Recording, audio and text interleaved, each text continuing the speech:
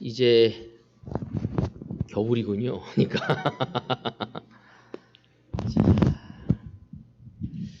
그래도 대구는 아직까지 단풍이 많이 남아 있던데, 그죠? 그래서 남은 이 단풍을 마음껏 누리며 하나님을 찬양하기를 바라겠습니다. 오늘 특별히 우리 티인들이 3명이 이렇게 쪼로록 앉아서 장난도 쳐서 장난치지 말라고 제가 이야기도 하고 장난기 있는 3명이 쪼로록 앉아서 예배를 드려서 너무 큰 격려가 됩니다. 어느새 벌써 이렇게 컸어요. 이제 중학생들이에요. 예, 그죠? 아멘. 또 우리 자매들도 이렇게 앉아서 또 우리 강세 형제도 센터를 딱 유지하면서 중심을 지키며 예배를 드릴 수 있어 하나님께 너무 감사합니다. 오늘 저는 이번 주에 우리 태완의 가족과 함께 잠시 휴가를 좀 갔다 왔습니다. 그래서 정말 그 충북 제천에 가서 너무 아름다운 자연을 보면서 시간을 보는데 가는 내내 비가 와가지고 저는 주로 이제 방에서 하나님의 말씀을 보면서 시간을 보냈는데 눈이 막 엄청 내리더라고요. 그래서 대구에 있다면 눈을 잘 못 보잖아요. 엄청 눈을 봤어요. 그래서 너무 큰 격려를 받았고 첫눈을 맞이하면서 하나님께 또 소망을 비는 그런 시간도 보낼 수 있었습니다. 또 대구에 와서 또 우리 형제 자매들을 보니 너무나 기쁘고 이 남은 시간을 우리 잘 하나님께 맡기고 우리가 소망하는 것들을 올 한 해 잘 마무리하기를 바라면서 오늘 말씀을 여러분과 나누고 싶습니다. 자, 우리 차영택 형제 PPT 띄워주세요.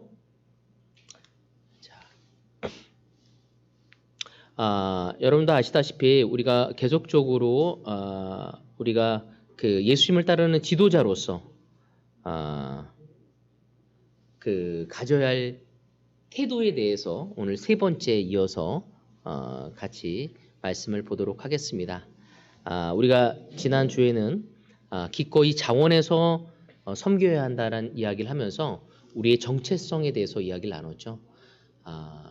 우리의 정체성을 몰랐을 때 우리는 따라쟁이가 돼버리죠.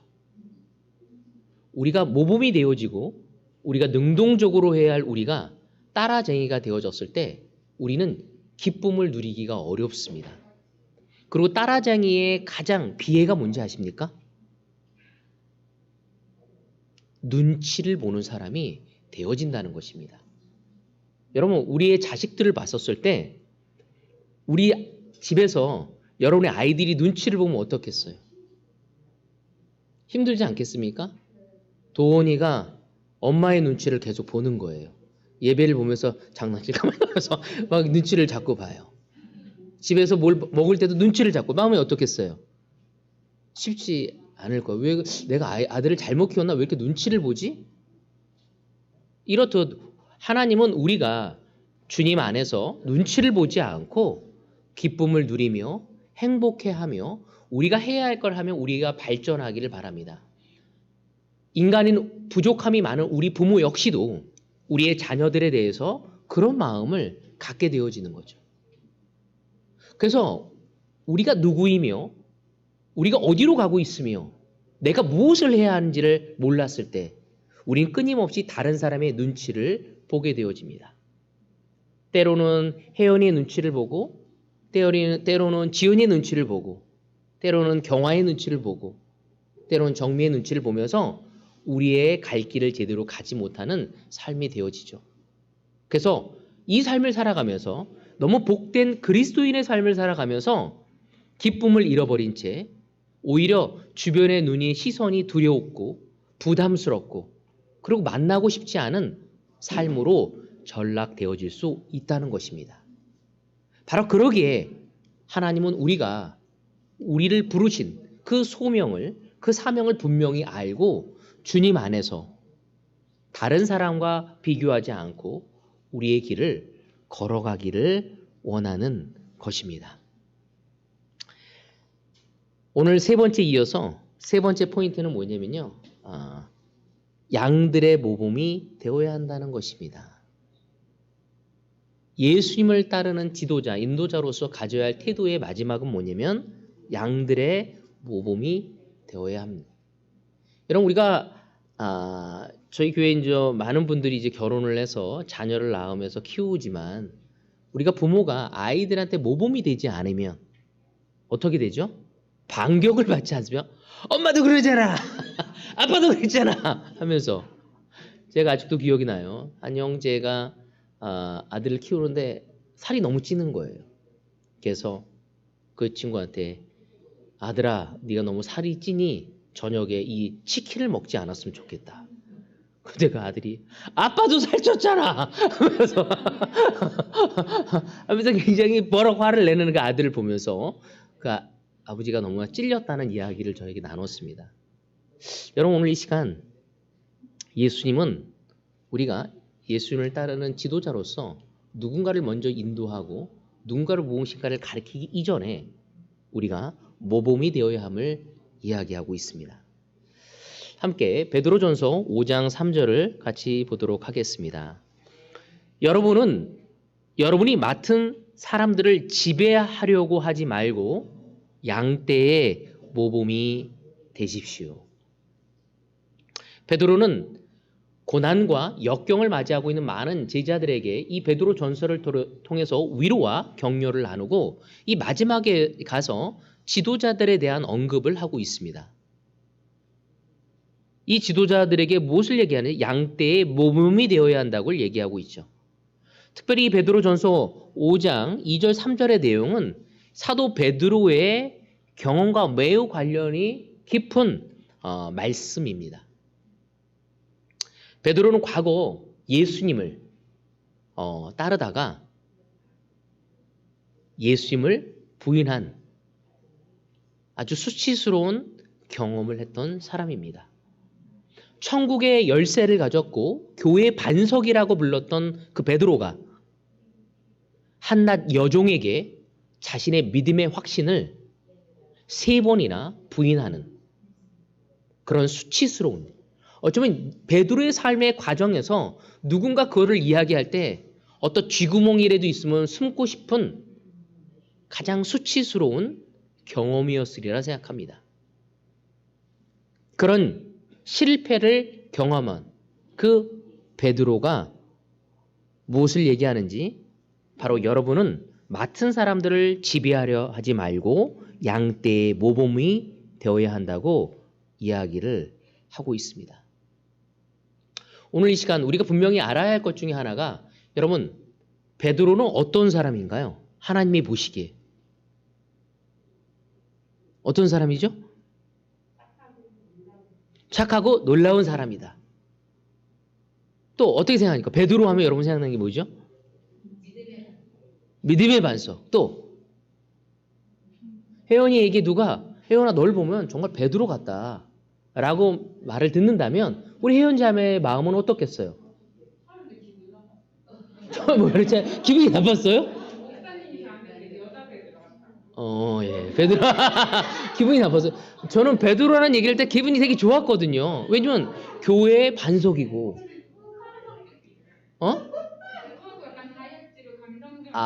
그 약점을 보면서, 좋은 거보다.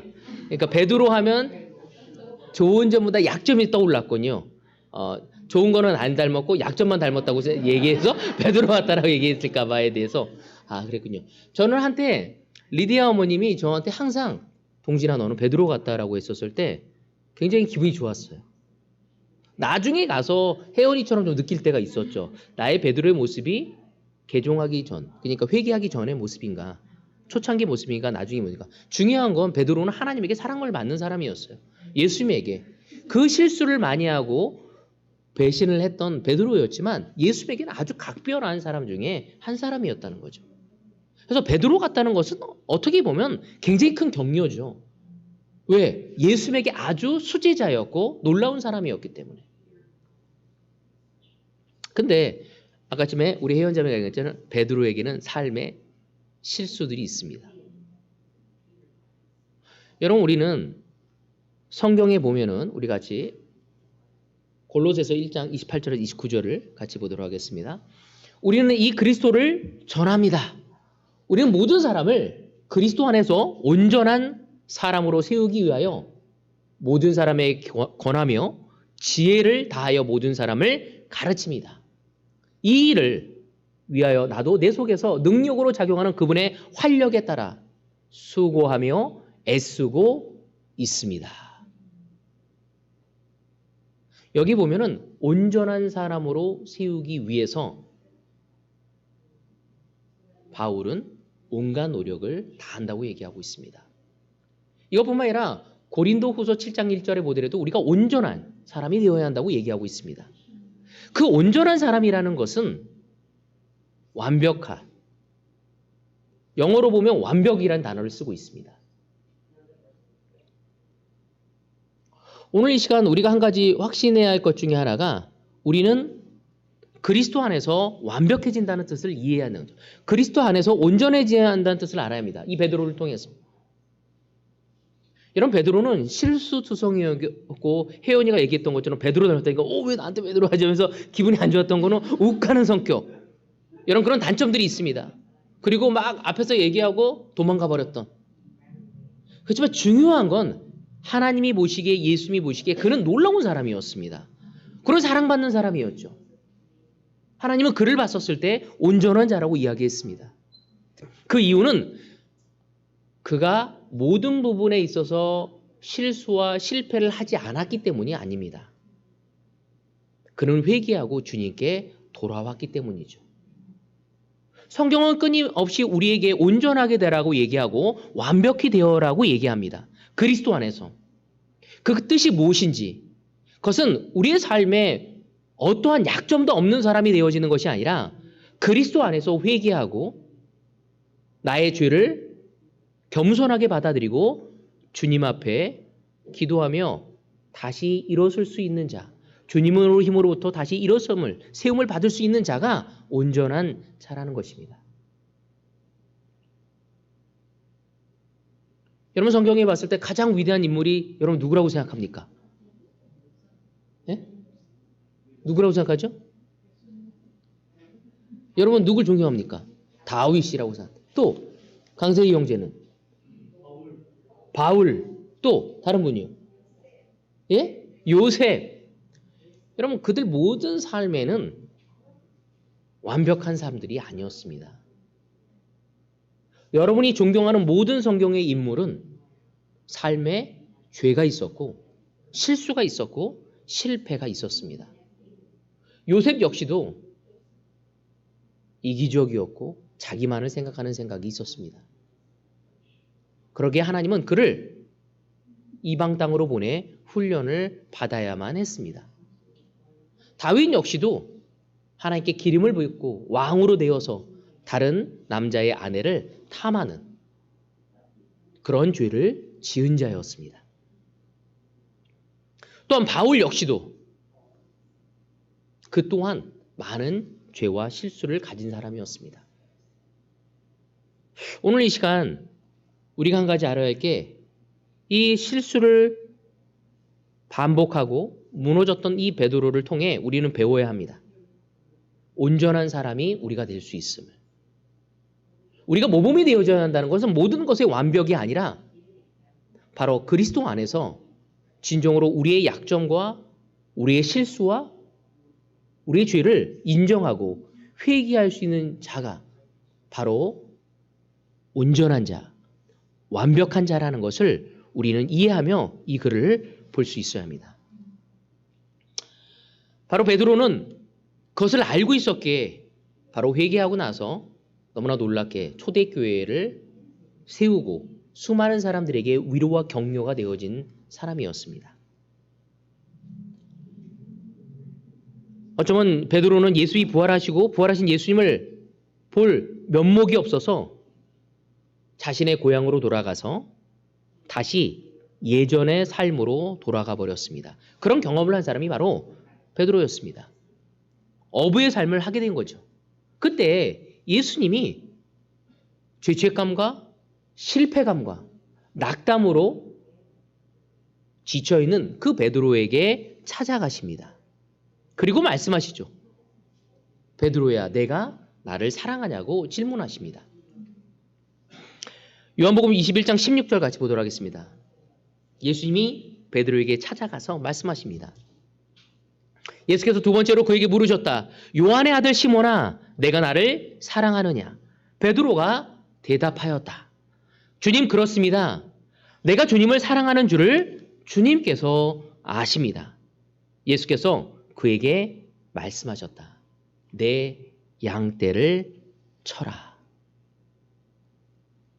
예수님은 베드로에게 내가 나를 사랑하느냐라고 얘기했었을 때 베드로는 주님, 그렇습니다. 내가 주님을 사랑하는 줄을 주님이 아십니다 하고 대답을 합니다. 그때 예수님은 내 양떼를 치라고 말씀하십니다.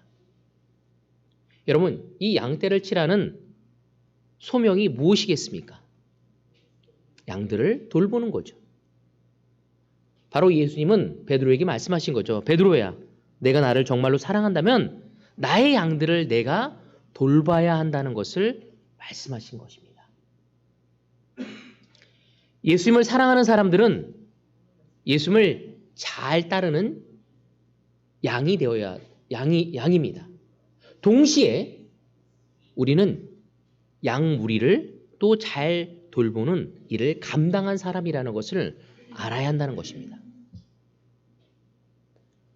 예수님이 양인 동시에 예수님이 선택하고 예수님이 이끌고자 하는 양들을 돌봐야 할 목자의 의무도 우리에게 있다는 것이죠.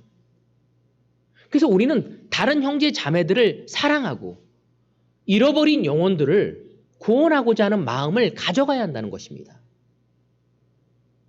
오늘 예수님이 유난히 자매에게 내가 나를 사랑하느냐 라고 할 때 아마 유난히 자매는 분명히 예 주님 제가 당신을 사랑합니다 라고 대답할 거라고 우리 믿습니다. 또한 동시에 예수님이 그 유난히 자매에게 네가 나를 사랑한다면 내 양떼를 돌봐야 함을 이야기하십니다. 오늘 이것은 유난히 자매뿐만 아니라 바로 이승의 자매에게도 이야기하는 것입니다. 우리가 예수님에게 은혜를 받았고 예수님을 사랑한다면 나 혼자 잘 먹고 잘 사는 것이 아니라는 거죠. 누군가의 삶에 들어가서 그들의 삶을 도와주고 그들의 삶을 예수님께 인도해야 하는 것이 우리의 본분임을 바로 이야기하고 있는 것입니다. 우리의 상황이 편안하건 우리의 상황이 편하지 않건 그 어떠한 환경 속에서도 우리는 예수님의 제자로서 예수님을 닮아가는 그리스도인으로서 바로 양들을 섬기고 양들을 인도해야 할 책임과 의무가 있다는 것입니다. 성경은 보통 예수님은 목자고 우리는 그분의 양들이라고 가르치고 있습니다. 동시에 제자들은 단순히 양으로만 지칭하는 것이 아니라 다른 양들을 지도하고 도와야 할 존재라고도 설명을 계속적으로 우리에게 하고 있습니다. 그래서 우리 어떤 성숙한 제자들은 예수님을 따르는 양이면서 예수님을 올바로 따르고자 하고 예수님에게서 배우는 제자인 동시에 다른 양들을 돌보는 양의 역할을 하게 되는 것입니다. 한 예로 우리에게 굉장히 굿뉴스는 저희가 드디어 건물 계약을 했다는 것입니다. 박수 쳐야죠 여러분. 아멘. 드디어 저희가 정말 대한민국에서 단독 건물을 사게 된 너무 놀라운 교회가 되었죠. 근데 여러분 이거를 이루기 위해서 앞으로도 가야 할 과정들이 있지만 또 헌신한 형제 자매들이 있지만 이거를 끊임없이 팔로우하고 섬긴 우리 건물 추진위원회들을 생각할 때 개인적으로 감사합니다. 그들이 바쁜 회사의 일정 속에서 또 열악한 우리 교회의 재정 속에서 믿음을 갖고 먼저 자신이 믿음을 가져가야겠죠. 그리고 그것을 하기 위해서 얼마나 많은 노력을 하였는지 바로 그것이 양인 동시에 목자의 역할이라고 이야기할 수 있는 거죠. 우리 모두는 그러한 역할을 가져갈 수 있어야 한다는 것입니다. 단순히 따라가는 양만으로는 아니라 다른 양들을 보호하고 지키고 가르치고 섬기고 인도할 수 있는 성숙한 양의 모습으로 가져가야 한다는 것입니다. 그래서 우리의 뒤를 따르는 많은 양들이 우리의 모습을 지켜보면서 본받을 수 있는 우리의 삶을 가져가야 합니다. 바로 그것은 실수하고 넘어지고 때로는 아파하고 괴로워하고 갈등하는 속에서 우리가 어떻게 주님을 바라보고 갔는지가 더 중요하다는 거죠.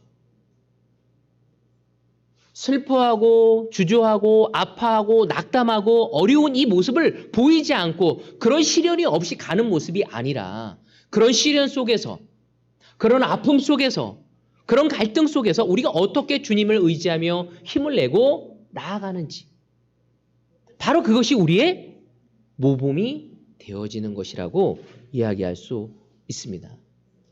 이것은 단지 사역자들에게만 해당되는 것이 아니라 모든 성숙한 그리스도인들에게 적용될 수 있는 교훈임을 우리는 알아야 합니다.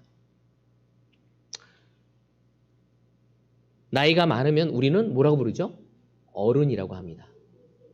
하지만 사실은 어른이라고 얘기하지만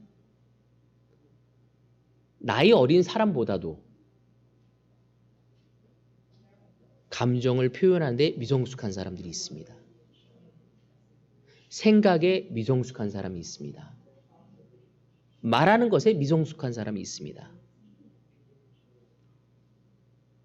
우리는 제자의 삶이 한 해 한 해 더해질 때마다 영적인 성숙을 이루기 위해 우리는 우리 주변에 있는 형제 자매들과 또 말씀에서 나오는 성령의 능력과 하나님의 은혜로 날로 성장해 나갈 수 있어야 한다는 것입니다.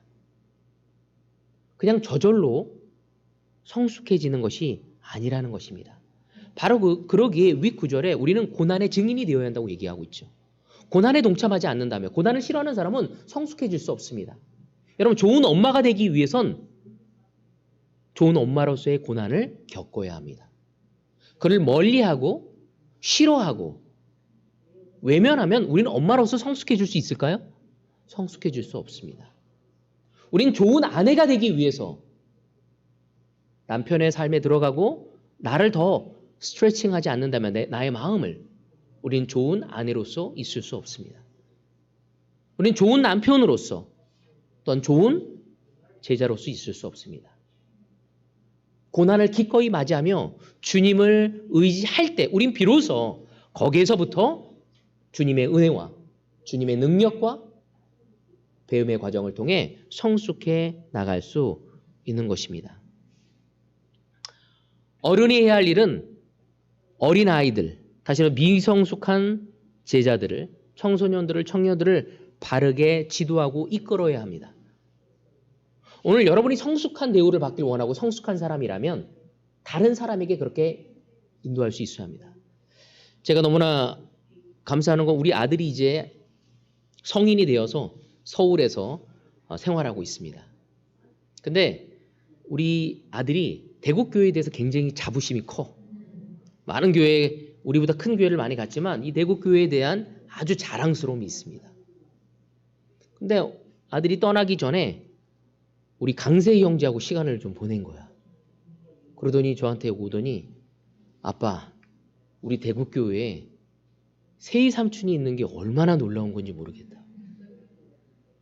이 작은 교회에 있으면서도 이런 확신과 이런 믿음이 있다니. 자기가 서울에 있는 많은 삼촌들하고도 시간 보냈지만 세희 삼촌처럼 진짜 하나님을 사랑하고 교회를 사랑하고 하나님의 꿈이 있는 걸 보면서 자기는 너무 자랑스러웠다고 저한테 얘기를 하는 거예요. 내가 도대체 우리 강세희 형제가 우리 아들에게 무슨 말을 했는지 잘 모르겠지만 너무 자랑스러웠습니다. 제 아들이 교회에서 생활을 하다 보니까 자기가 진정한 제자가 아니면서도 그 깜냥으로 많은 사람들을 판단할 때가 많거든요. 근데 강세희 형제에 대한 아주 깊은 존경심을 보이는 모습을 보면서 너무 자랑스러웠습니다. 나이가 어린, 세상 물정 모르는, 그리고 모든 걸 다 할 수 있다는 교만함에 차 있는 그 젊은 이에게 우리 세이도 젊지만 바른 영향을 주는 모습을 보면서 제가 너무나 기뻤습니다.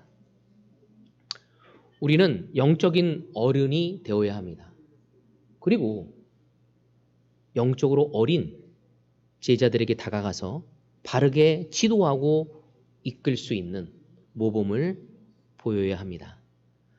시간이 갈수록 우리는 믿음에 있어서, 신앙에 있어서 사랑의 연륜을 쌓아가는 제자로서 그 부분을 쌓아가는 어리고 미성숙한 제자들에게, 그리스도인들에게 모범을 보이며 그들을 돌봐야 할 것이 우리 모두의 책임이고 역할임을 기억해야 합니다. 때로는 제가 많은 제자들하고 했을 때 어떤 제자들은 다른 사람을 섬기고 인도하는 것을 원하지 않습니다. 이런 것은 제자가 아닙니다. 다른 사람을 사랑하고 다른 사람을 섬기고자 하는 것은 기본이 되어져야 한다는 거죠. 우린 누군가를 사랑하고 누군가의 삶에 들어가는 것이 결코 쉽지 않습니다. 하지만 성경은 분명히 우리가 서로의 삶에 들어가야 할 것을 이야기하고 있습니다. 또 다른 사람이 내 삶에 들어올 수 있도록 허락을 해야 하는 것입니다. 여러분, 이 세상은 자신의 권위로 자신의 안위를 위해 자신의 능력을 보이고자 하고 또한 편안함을 가져가고자 합니다. 이 세상의 지도자는. 그렇지만 예수님은 결코 그렇게 하지 않았습니다. 그래서 지도자 유형에는 두 가지가 있죠. 아주 독재적인 지도자가 있고 또한 섬기는 지도자가 있습니다. 여러분, 집에서도 마찬가지입니다. 우리가 가장으로서, 부모로서 독재자적인 부모가 되어지고 있는지 아니면 섬기는 부모가 되고 있는지.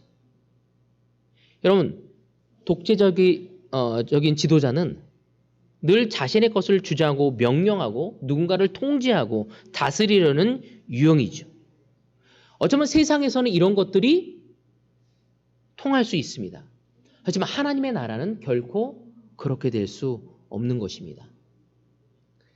세상적인 지도자, 독재자적인 지도자는요, 자신의 야망을 이루려고 하고 소수의 인원을 무시합니다. 예수님은 99마리의 양보다 잃어버린 한 양에 대해서 소중함을 갖습니다. 제가 때로는 이런 얘기를 듣습니다. 교회 내에서. 소수 의견인데 다수가 괜찮다는데 왜 소수가 뭐라고 해? 여러분, 이건 결코 교회에서 나올 수 있는 말이 아닙니다. 우리가 다 행복하다 할지라도 윤상숙 자매가 불편하다면 우리는 고려해 볼 수 있어야 합니다. 물론 그것이 죄의 문제라면 우린 도와줘야 합니다. 그것이 감정적인 문제라면 들어보고 왜 그런 감정적인 어려움이 있는지 들어보고 예수님을 바라볼 수 있도록 도와야 합니다. 소수의 의견이라고 치부해 버린다면 문제가 되죠. 여러분, 소수의 의견을 존중한다는 것은 소수의 의견을 통해 다수의 의견을 무시하라는 것이 아니라 그가 왜 그 생각과 그 갈등과 어려움을 겪고 있는지 함께 들어가 아파하고 고민하고 예수님의 뜻이 무엇인지를 함께 더듬어 찾아갈 수 있는 그 과정을 이야기하는 것입니다. 여러분, 우리의 집에서도 마찬가지죠.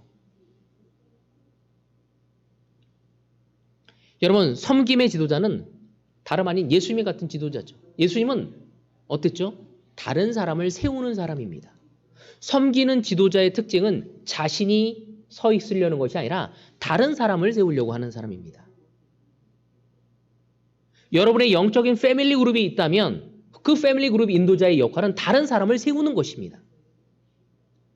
여러분의 가장에서, 집에서, 가정에서 부모라면 여러분의 자식들을 바른 인격적으로 세우기 위해 노력하는 것이 바로 부모의 역할이라는 것입니다.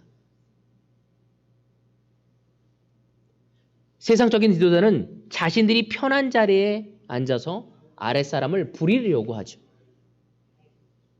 그리고 그 위에 군림하려고 합니다. 저는 이 구절을 보면서 저에게 늘 묻습니다.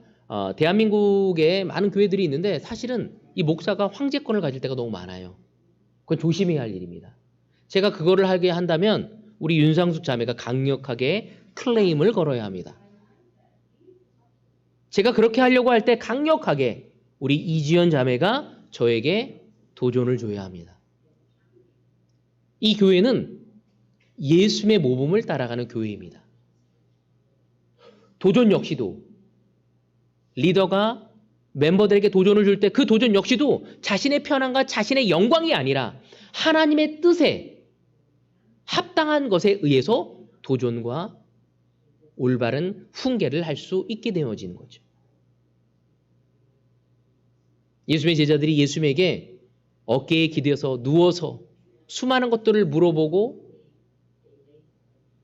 그 친밀한 관계를 가져가듯 저 역시도 여러분과 더욱 친밀한 관계를 가져가야겠죠. 이런 것이 존경심을 잃어버리라는 말은 아닙니다.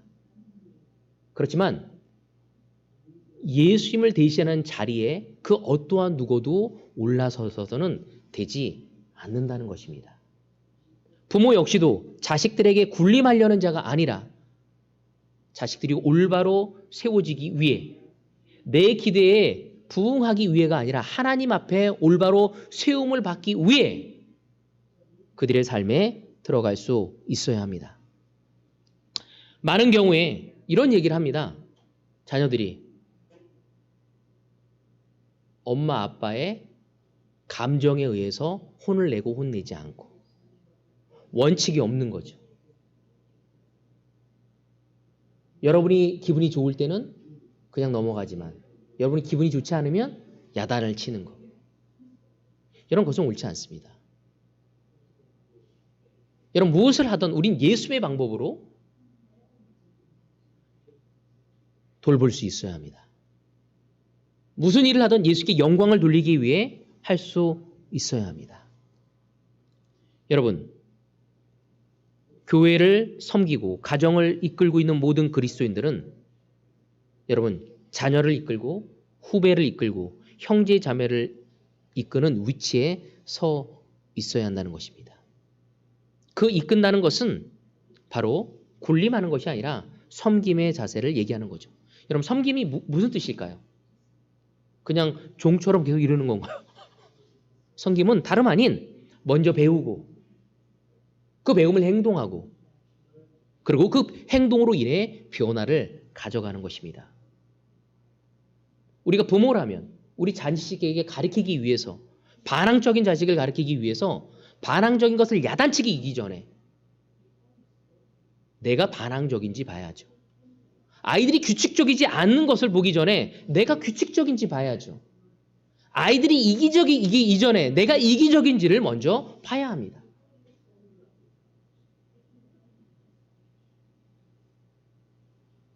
바로 내 자신을 바라보고 아이들을, 내 주변에 있는 양들을 섬길 수 있는 그러한 우리 모두가 되어지기를 저는 바라고 싶습니다. 성경은 예수님이 누구든지 으뜸이 되고자 하는 사람은 모든 사람이 종이 되어야 한다고 이야기하고 있습니다. 마가복음 10장 44절에 보면 그 이야기를 하고 있습니다. 바로 성경에서 가르치는 지도력은 언제나 섬김의 자리에 있어야 한다고. 먼저 배우고 먼저 행동하고 그리고 먼저 변화를 갖는 것이 바로 섬김의 자세라는 것입니다. 너무나 안타까운 것은 대한민국이야말로 계급사회입니다. 유교사회죠. 나이가 한 살이 많고여서 누나, 언니, 형 엄청 예민하죠. 유치원 어린이 그 놀이터에 가서 애들이 딱 싸움이 붙으면 애들이 하는 말, 너 몇 살이야? 부터 바로 나오거든요. 여러분 아시아에서도 이렇게 강한 데가 없습니다. 일본도 강하지 않고요. 중국보다 더 강합니다. 여러분 그래서 교회 내에서도 직급을 맡는 것이 마치 계급의 승진으로 생각할 때가 있는 거죠. 교회 목사가 제일 높고 그 다음 장로, 안수집사, 그 다음에 권사 뭐 이런 식으로 내려가는 거죠. 제가 이번에 부동산 계약을 하러 갔는데 부동산의 그 사장님이 장로님이셨어. 그랬더니 저를 늘 상석에 앉으세요. 목사님 여기 앉으십시오. 너무 불편했어 제가.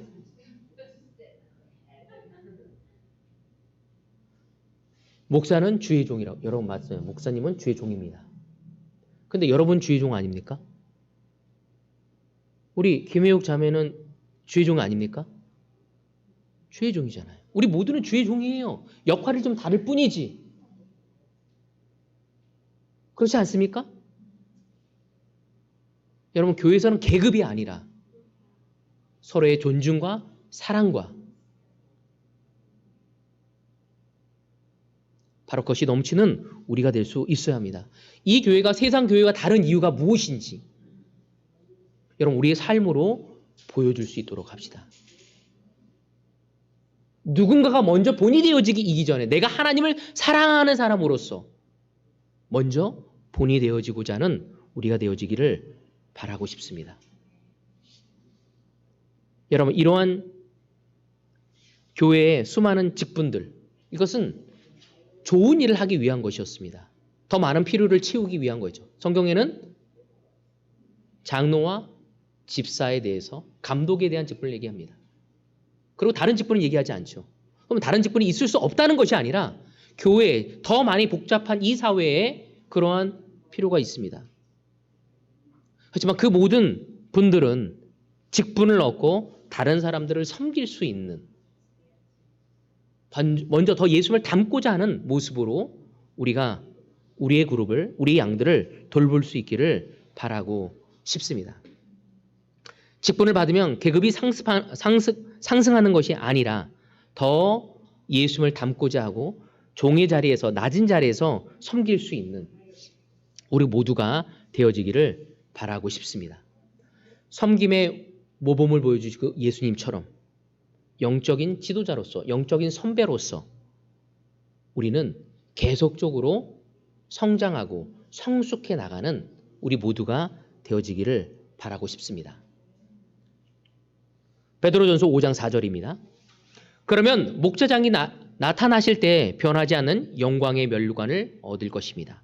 여기서 예수님은 어떻게 지칭하냐면 목자장이라고 얘기하고 있습니다. 예수님이 목자장이라는 것은 무엇이냐면 목자들 중에 대장이라는 의미를 가지고 있는 거죠. 목자들의 주인이라는 것입니다. 모든 양들의 주인이라는 것입니다. 여러분 그렇다면 나머지 사람들은 무엇입니까? 우리는 무엇입니까?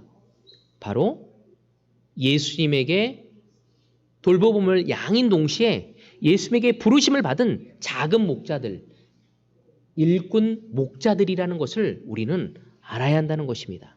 그래서 예수님이 베드로에게 이야기한 것처럼 내 양들을 잘 돌보라고, 내 양이니 너희가 잘 맡아서 관리하고 양육하라고. 여러분의 아이들,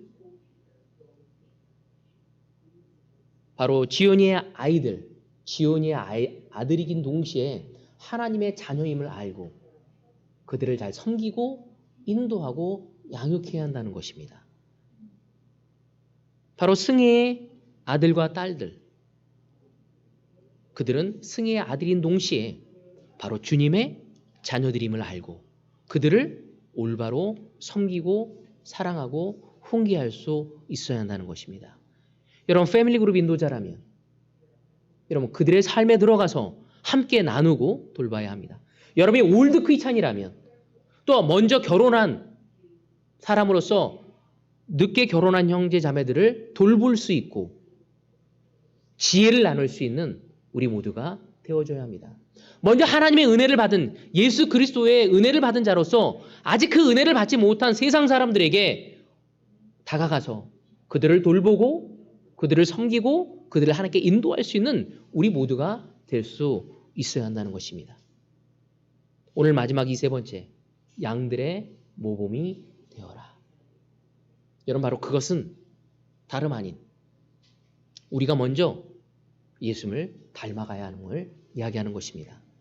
그 이야기는 결코 온전하라는 뜻은, 완벽하라는 뜻은 죄가 없음을 이야기하는 것이 아니라 바로 주님 안에서 회개하고 나아갈 수 있는 우리 모두가 될 때 우리는 우리의 역할에서 교만하지 않고 세상적인 관점이 아닌 바로 예수님의 관점으로 그 섬김의 자리 속에서 리더십을 발휘할 수 있으리라 생각되어집니다.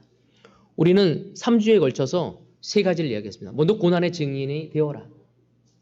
그리고 기꺼이 자원해서 바로 섬겨라. 이거는 우리 정체성을 가져가야 함을 이야기했습니다. 바로 세 번째, 양떼의 모범을 보여라. 이 말은 온전하라는 뜻이죠. 바로 내가 먼저 주님 안에서 배우고 행동하고 변화되어지는 우리가 되어야 합니다.